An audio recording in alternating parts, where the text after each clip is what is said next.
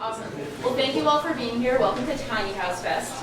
My name is Phoebe Howe. I'm here with Efficiency Vermont, and I'm Andreas. I'm here with Vermod Homes. We have the red metal and wood-looking model out in the village.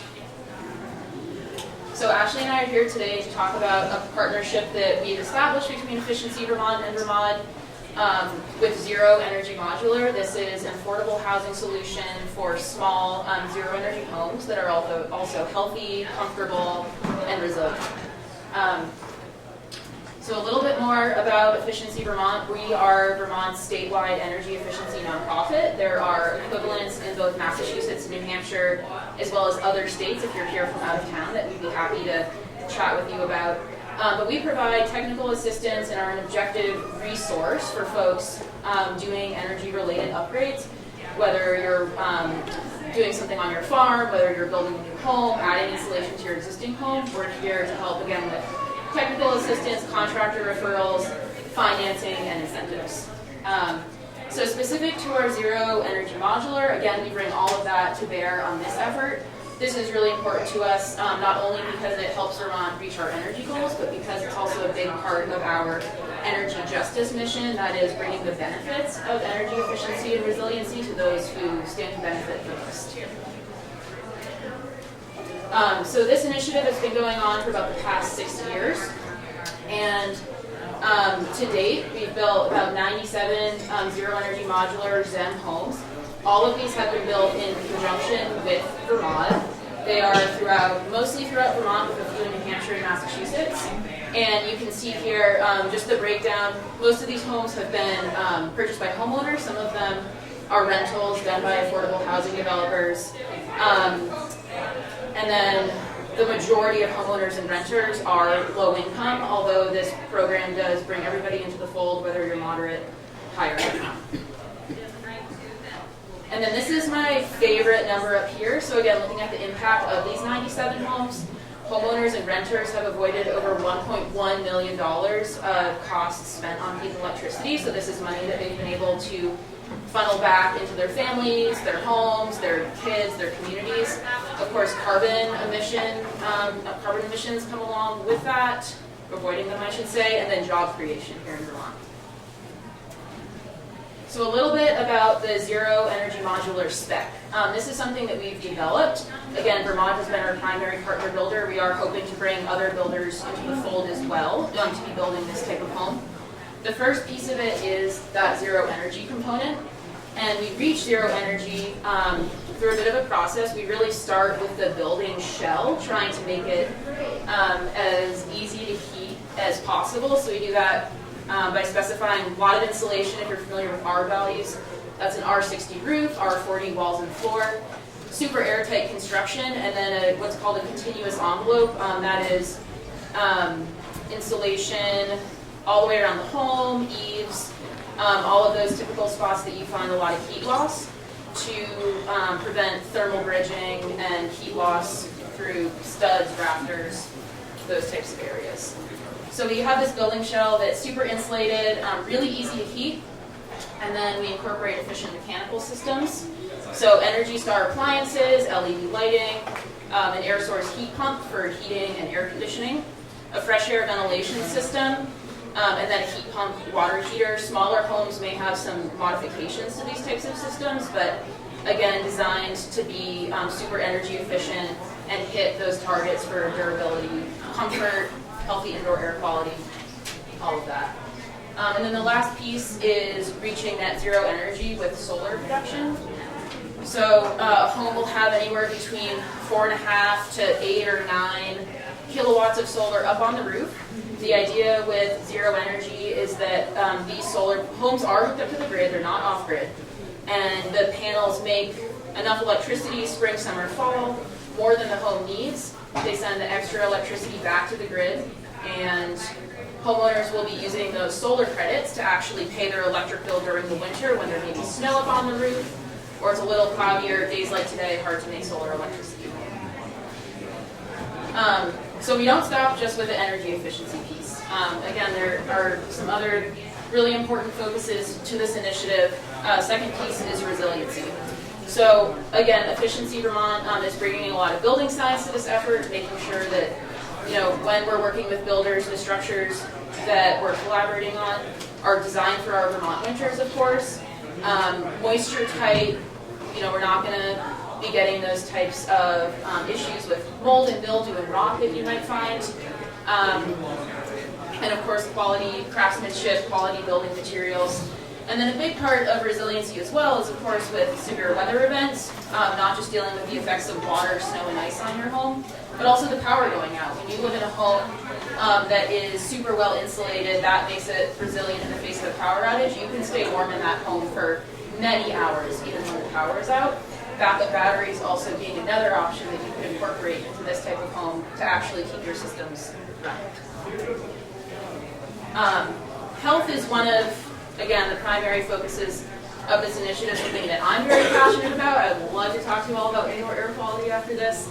And really we achieve a healthy home in two ways. The first is just through material selection, again, choosing quality materials that are low or no VOC off-gassing. So when we're looking at flooring, countertop, cabinets, paints, other types of finishes and adhesives, really specifying low or no VOC certifications for those, using natural materials where possible, so you don't get that new car smell when you walk into your home. And then big component, again, being that fresh air ventilation system. So this is playing a number of roles. It's controlling the moisture in your home again, so you don't get issues with mold and mildew. But it's also keeping your indoor air really healthy. So, you might notice by the end of the session, the air in here might be feeling a little stale. I don't know, you sit in a conference room, with a lot of people for an hour, and by the end you're kind of not feeling so hot. And that can even just be from the buildup of carbon dioxide from humans breathing in a space. This type of system makes sure that your air is staying fresh, not only to avoid carbon dioxide buildup, but also the buildup from VOC off-gassing, other types of just not fatal, but commonly occurring indoor pollutants that can over time lead us to not feel our best in our homes. And then the last piece, of course, is affordability. So, this type of building is something that we've been able to build here in Vermont, an all-electric, high-performance, zero-energy home for a while. The real clincher with this initiative has being able to do so at a price point that is accessible for low and moderate income home buyers. So in general, a zero-energy home, part of the affordability piece is not just the upfront cost, it's the operating costs over time. It's the idea that you're not concerned about what propane is going to be doing this winter, because you got your solar credit squared away and you're not worried about the price of propane. And then in terms of the upfront purchase cost, I think Ashley's going to touch a little bit on the sort of specific incentives and subsidies that are available, but again, Efficiency Vermont is bringing incentives to the table and then partnering with affordable housing organizations to do the same. One of the focuses of our ZEM initiative has been partnering with resident-owned co-ops around Vermont, as well as nonprofit housing organizations that own mobile home parks, to actually do some revitalization in those communities with new ZEM homes. This is one that is up in Burlington. That's a small, 14 by 35 home. And so for those of you who are thinking about building a small home in your future, I'd really encourage you to think about this as a potential location, just because it's permitted, the infrastructure is there, you have the security of partnering with an affordable housing organization on it. So I'd love, Ashley or I would love to talk to you more about this opportunity, because this exists all over the state, different environments ranging from in town to more rural locations, and happy to follow up. So here's an example of one resident-owned co-op in Shelburne that we've worked in. We have 5 ZEM homes in there, the 6th is on the way, as well as a tiny house that was built by Norwich students a few years ago, also in that community. So with that, I'm going to hand it over to Ashley. She's going to talk for a few minutes, and then we'll be answering questions at the end. Thank you, Phoebe. Hi, my name is Ashley Andreas. I'm the homeownership advisor at Vermod. So basically, I'm the first person you see when you come to tour one of our model homes or call us on the phone. I help the home buyer from the first tour through getting financing, through getting all of the pieces together to do a construction loan, to closing and moving into your house. So I'm kind of a project manager who helps you also get as much incentive money and grant money, and I'm really passionate about the affordable housing that Phoebe was just talking about. So I work with a lot of customers who have never bought a home before, who are below 80% of median income, and just it's amazing to see those people getting into a home with no utility cost. So I'm just going to go over a little bit about how the Vermod process works, what we build, how we build it, that kind of thing. So we're a high-performance modular home builder. That is super important. The word modular, a lot of people see our single box designs and think that we're a manufactured home. No, we're not built to HUD. We stick build the house, like Phoebe was showing pictures of, double stud wall construction. We do everything inside our factory to building code. So we're a small business. We have about anywhere from 17 to 20 employees. We're in White River Junction.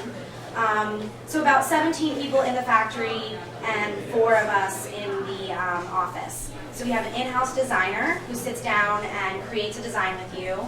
I do the financing and whatnot, and that's about it. And the owner, Steve Davis, is usually doing site visits, checking out your property to see what kind of considerations you need to make in design.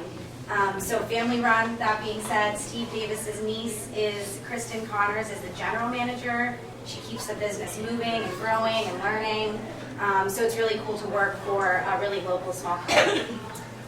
And we're mission driven. So our mission is to eliminate the carbon footprint of homeowners by creating a net zero, durable, and healthy home at an affordable price point.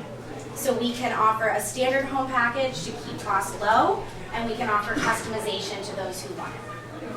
Unlike other modular companies, it is our passion to educate the homeowners on the lifestyle changes that go along with living net zero.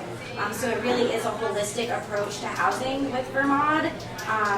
You don't come in and we tell you to go find a builder and a GC and figure all that out. We drop a box and leave. We go through every part of the process with you, including understanding how to use your new home. So the typical process, like, how do I buy one?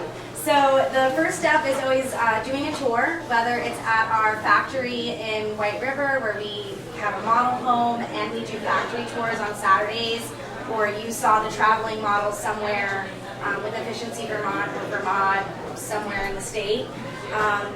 You check it out, you kind of get an idea of what you can afford. If you don't know where to go for financing, I can help you with that. And then finding a site.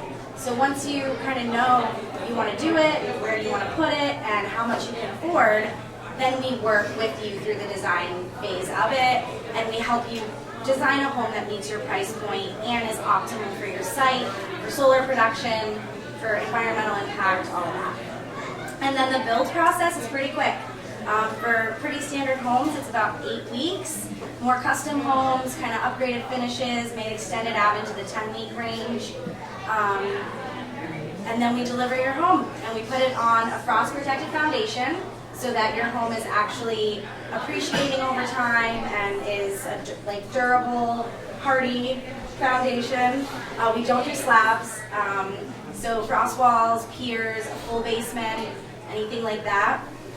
We set up all of your net metering, like we do your CPG for your solar, and help you get all of that set up, utilities connected, electric turned on, you have a CO. So usually when we drop a house, it's maybe 2 weeks maximum before you can move it. So it's a very quick process once it's on the site. So what does a Vermod look like? This is just a nice little diagram of various options. I always tell people that they're basically Legos.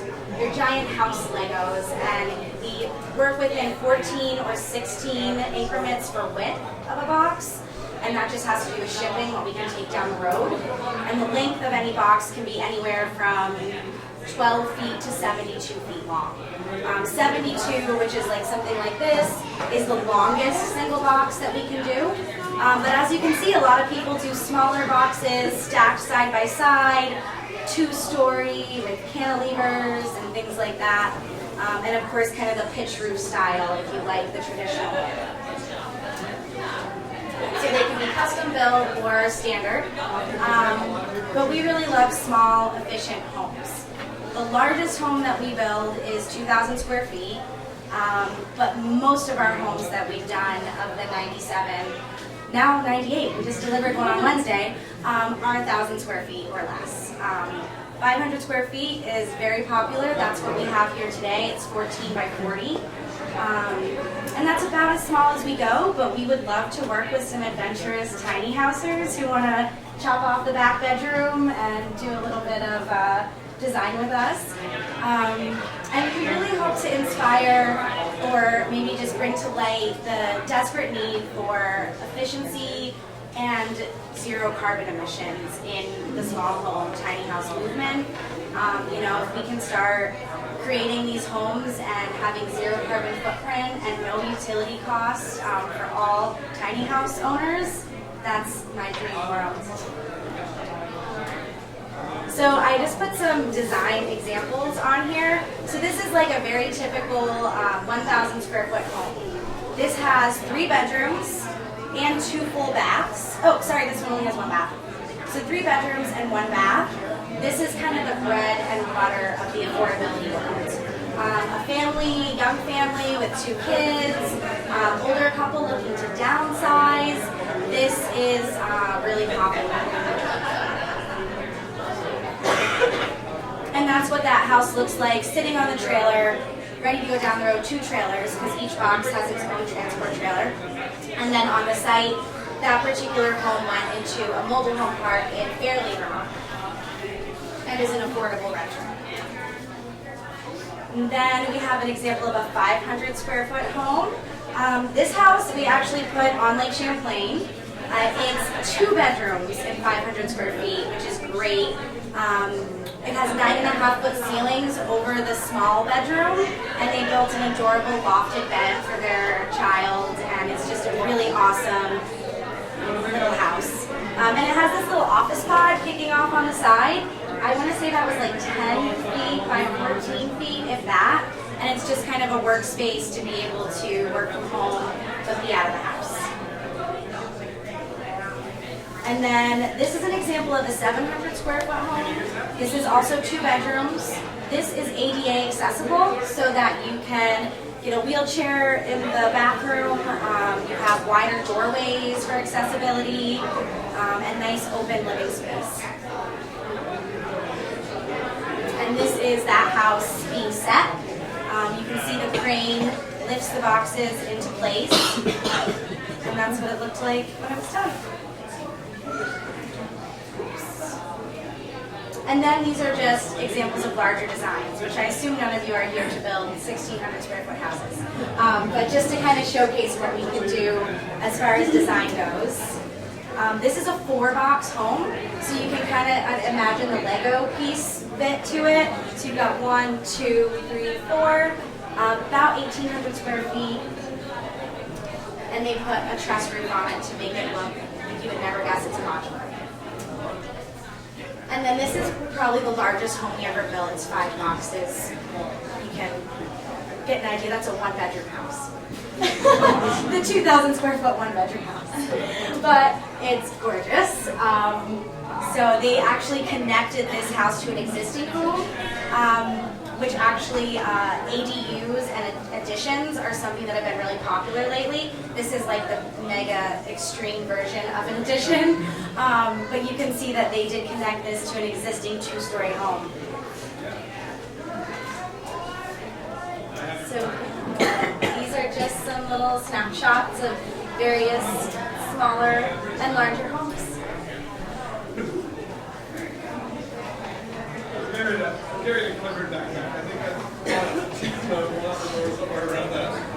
So lastly, Phoebe mentioned a little bit about financing and subsidy.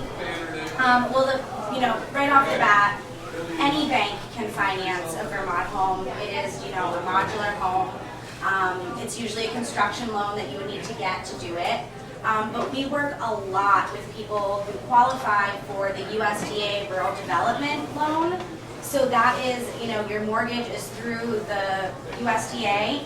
You get subsidized interest rates. There's a no down payment requirement. That is a really awesome program for somebody who doesn't have $50,000 sitting around to build a house. Also, it's not on here, but VSECU, Vermont State Employee Credit Union, has their own Vermod program. They've been a leader in green initiatives, financing packages for solar, zero energy homes. They've been awesome. And then there's the Champlain Housing Trust. So one of the really awesome programs that we work with Efficiency Vermont to do is the mobile home replacement program. So if you are under 120% of median income, I don't have the number with me, but come see me if you're interested. It's like a middle income number. It's not super low.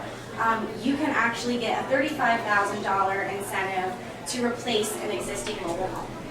That could be in a park, that could be on private land, and to me, that's just such an amazing initiative because there's so much raw land development in new construction where there's habitat destruction and there's a lot of resources going into clearing land, making it livable, and meanwhile there are so many properties all throughout the state that are just falling apart and foreclosed on and just absolutely need to be removed and put something back that's a healthy and efficient alternative. So I think it's an amazing, even if you don't qualify for the Champlain Housing Trust, if you can replace an old mobile home or a camp, that's just such a great way to go about it. But there's a $35,000 incentive for that. And then you've got $17,000 from Efficiency Vermont and $10,000 for V-Light Solar if you are under 80% of median income.